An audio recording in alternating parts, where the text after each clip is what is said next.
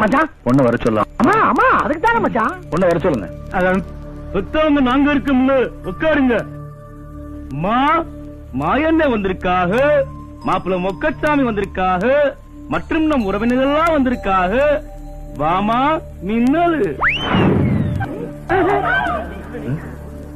மச்சான் என்னடா பொண்ணு நீங்க பாத்தீங்களா? நீ பாத்தியாடா?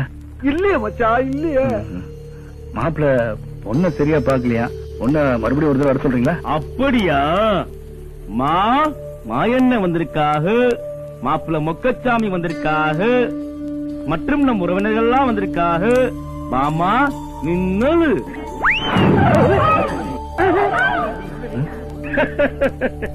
வாங்க மச்சான் போவோம். என்னப்பா என்னாச்சு?